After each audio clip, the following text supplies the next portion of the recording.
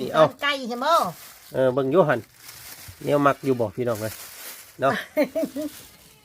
อ้าวหนูพี่รถอยู่พี่รถจะพุ่นบ่แน่นพี่รถบ่โชคพี่น้องเลยเนาะเป็นหนูไปช้างอันนี้เบิ่งโยหันเนี่ยโตเท่าไรเด้นี่นะพี่น้องเลยเนี่ยนี่เนาะได้เมนูพิเศษมาให้เรา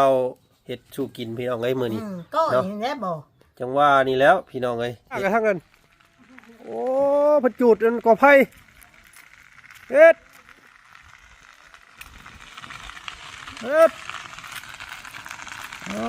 ที่โตบด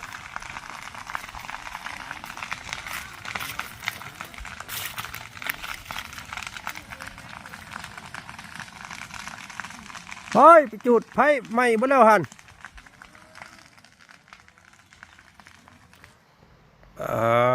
ตัวพี่น้องเนาะมุมสูงของพื้นที่หน้าของเบาจันพี่น้องเนาะป้อยตัวงามพี่น้องเนาะบ่เคยเห็นจักเทื่ออยู่มุมสูงของหน้าเบาจันเด้อนี่น้องสะใหญ่พี่น้องโอ้บ้านโคกใหญ่เนาะหมู่บ้านโคกใหญ่เด้อพี่น้องเด้อ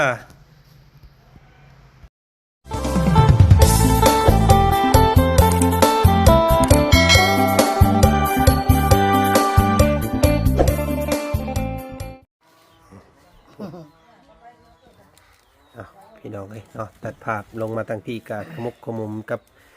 เพื่อนกับซาน6เราคือเก่าพี่น้องเมื่อนี้เนาะโธ่บรรยากาศตอนค่ำๆเมื่อนี้พี่น้องเนาะตัดภาพลงมาให้มาหน้าอีกแล้วทางวัดจันทร์ก็ยังบ่ทันได้ขึ้นเหนือขึ้นนาน้ำพี่น้องมื้ออื่นเพื่อสิพากันเดินทางเนาะเมื่อนี้พี่น้องเ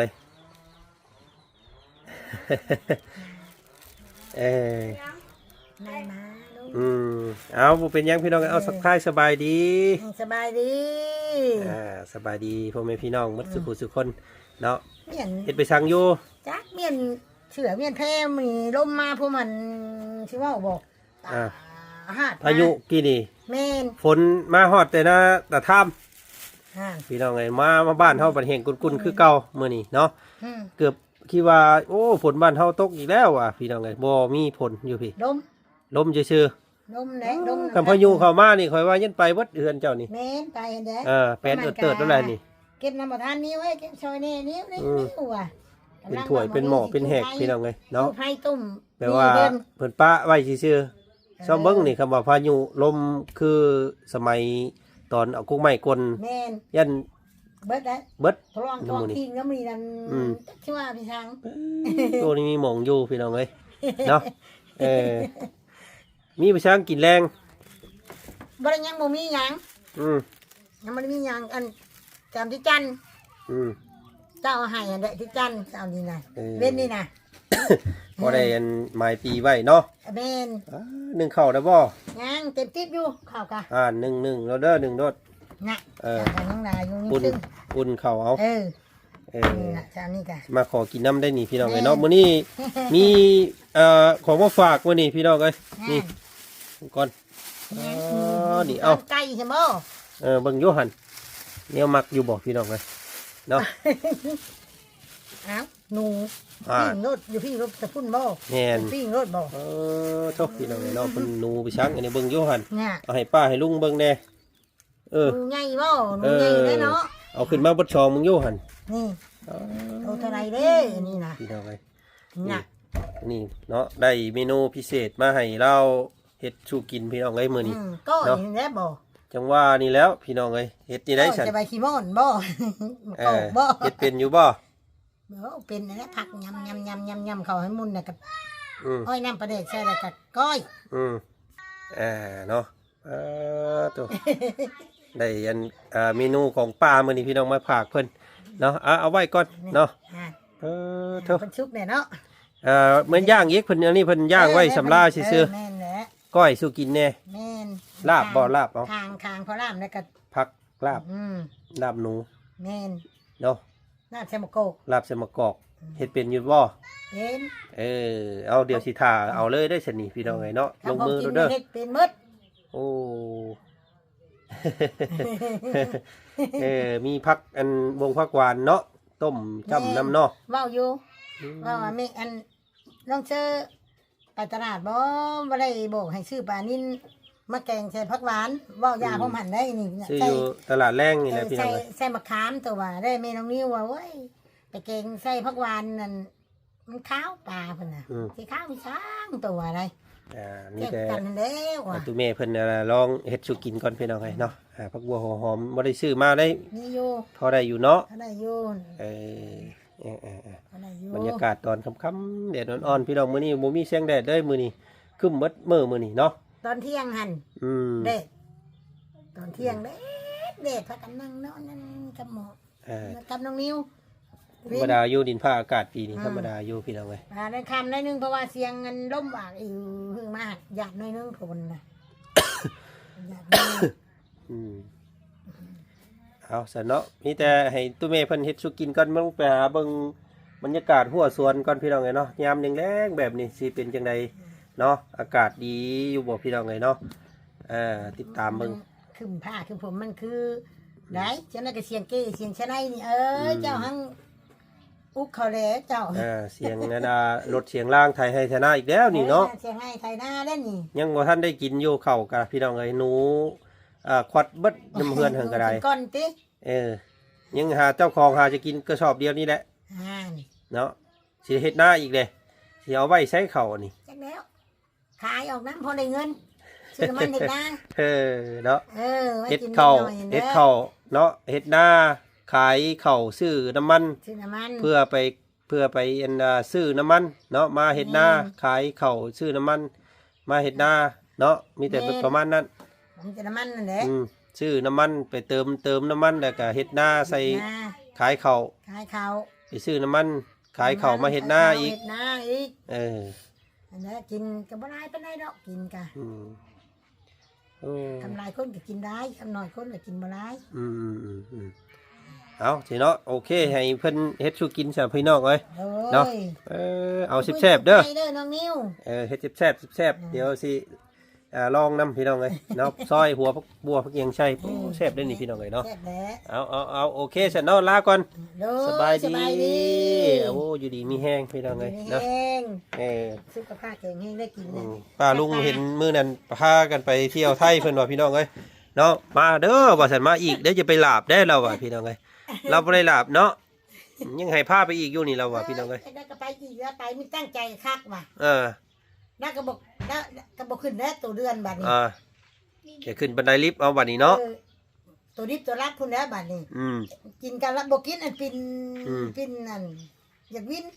ว่าได้ลงตัดรถเนาะเขาก็ขี่รถไกล เวียนหัวได้มื้อน่ะพี่น้องเบิดคู่คนเนาะปวดหัวเบิดเลย เขากระดม คล้ายๆมันร้อนโพดมื้อน่ะอากาศมันนั่นก็มันปรับตัวบ่ทันเนาะ เราลงไปไกลเลย เอาให้เพิ่นเฮ็ดกินสู้กินก่อนพี่น้องไงเนาะหิวข้าวนะใส่เมียงน่ะไปจุดยังปุ๊บตัวผู้ไปเลยแตกจ้ากันทั้งนั้น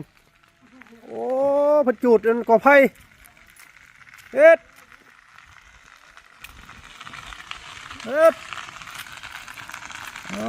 ที่โต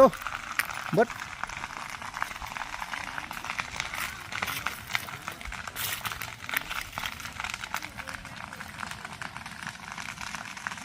ไปจุดไผ่ไหม้บ่แล้วหันเฮ็ดไหม้ต้อนเด้อเบิ่งเด้อไหม้ต้อนลามไหม้ต้อนตู้พ่อได้ห่ะ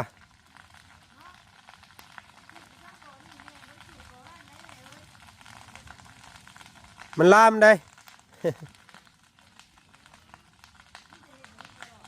ก็โทษพี่น้องไอ้เบิดก่อไผ่เล่าบาทนี่เนาะยันใหม่ต้อนแล้วโยหันชอบมึงเด้อ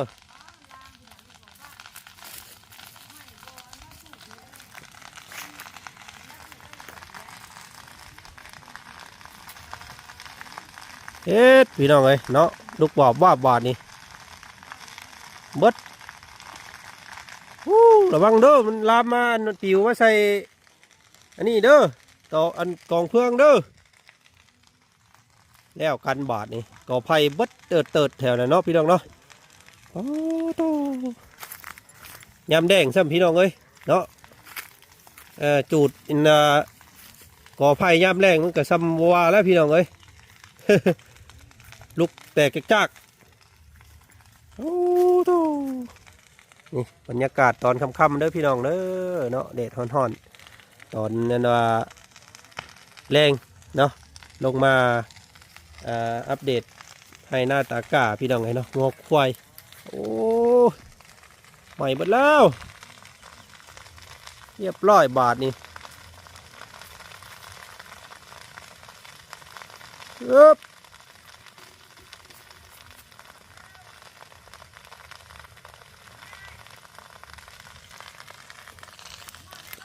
ไปแม่เอาคู่น้ำมาไว้หาบมาน้ำไว้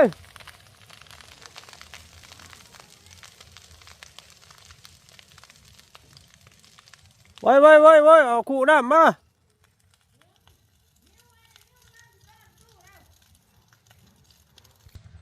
เอาโอเคเรียบร้อยพี่น้องไงคือคุมเพลิงเรียบร้อยเนาะ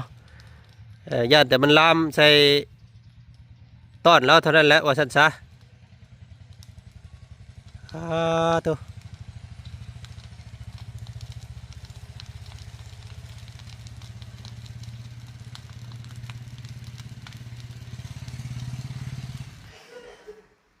เนาะโอเคพี่น้องไงเนาะทางเบาจันทร์สิพาพี่พาน้อง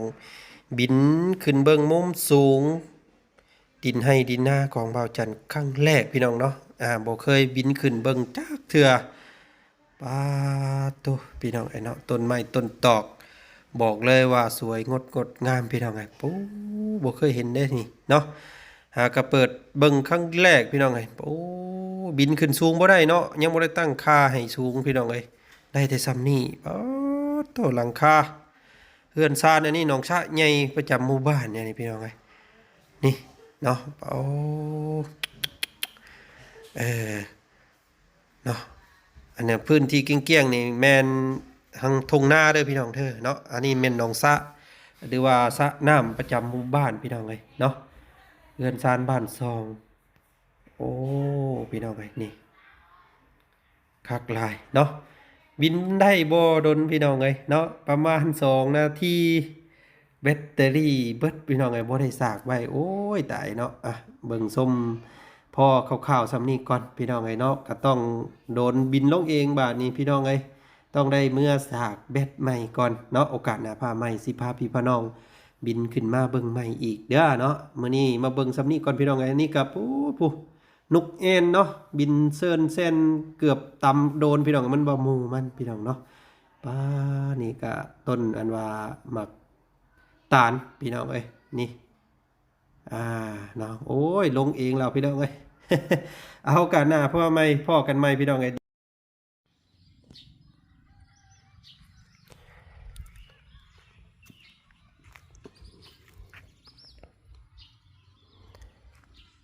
เนาะตัดภาพบรรยากาศตอนแรงๆพี่น้องเอ้ยเนาะ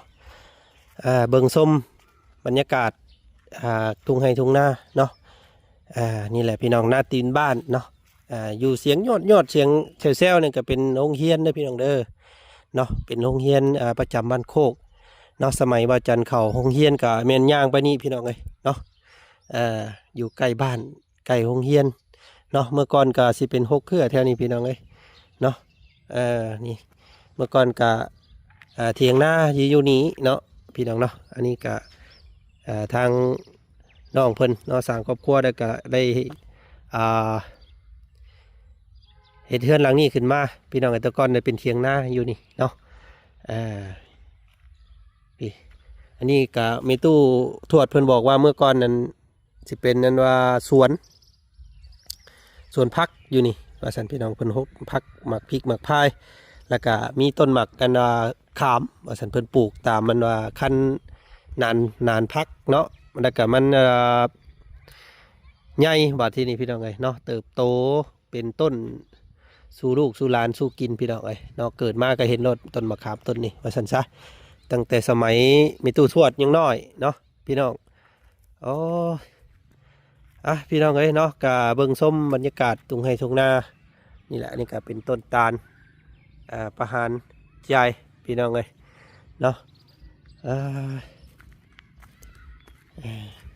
นี่แหละคนเฮาเนาะพี่น้องเนาะมีบทบาทหรือว่ามีหน้าที่ในการใช้ชีวิตเนาะสร้างสาสิ่งต่างๆในครอบครัวพี่น้องเนาะกะในราวประมาณ60 ปีเนาะ60 ปีสิประมาณนี้มีบทบาทในการใช้ชีวิตพี่น้องเนาะฉะนั้นแล้วเนาะพี่น้องเนาะแต่ละคู่แต่ละคนเนาะสร้างบทบาทไว้เนาะสร้างประวัติศาสตร์ไว้เนาะคือตัวอย่างว่าตั้งทุกพ่อพี่น้องเนาะเพิ่นก็ได้สร้าง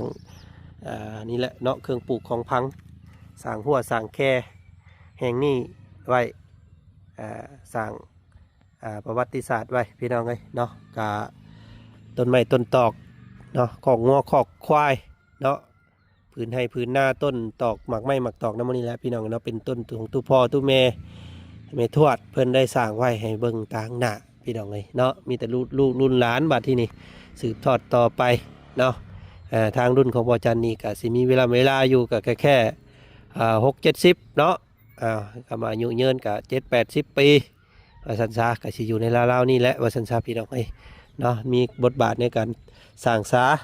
ให้หน้าตากล้าแห่งนี้ว่าสันซาพี่น้องเนาะก็สิเป็นยุคนี้ก็เป็นยุคของบ่อจันสันซาพี่น้องเนาะยุคของตู้พ่อเพิ่นก็ได้ล่วงลับไปแล้วพี่น้องได้ยินแต่ชื่อแต่เสียงนี่แหละพี่น้องเนาะที่กล่าวขานเนาะสิอยู่ในจิตในใจของลูกของเต้าแบบนี้ตลอดไปพี่น้องทางตู้พ่อก็ได้เนาะ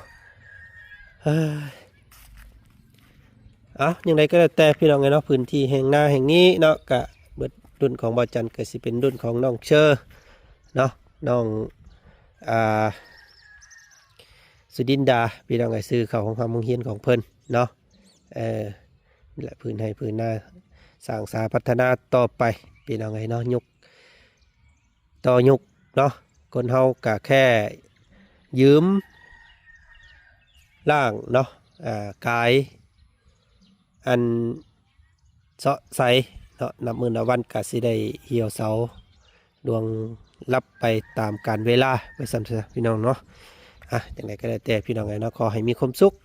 ในการใช้ชีวิตอยู่ในทุกปัจจุบันเนาะเฮ็ดดีสร้างดีไว้เนาะกะคิดสิ่งใดอย่าคิดยังกะเฮ็ดอย่างมีความระมัดระวังมีสติพี่น้องเนาะมี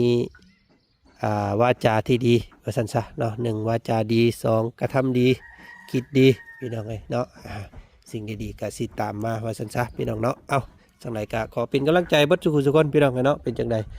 เบิ่งภาพบรรยากาศเนาะแล้วก็คอมเมนต์มาบอกแน่พี่น้องเนาะพื้นดินให้หน้าตากะของบ่าวจันเด้อพี่น้องเด้อเนาะเอาคลิปนี้ทางบ่าวจันขอตัวก่อนสบายดีสวัสดีพ่อแม่พี่น้องมัดสุคนเนาะเจอกันไหมพี่น้องคลิปหน้าด้วยกันคลิปนี้ไปก่อนสบายดี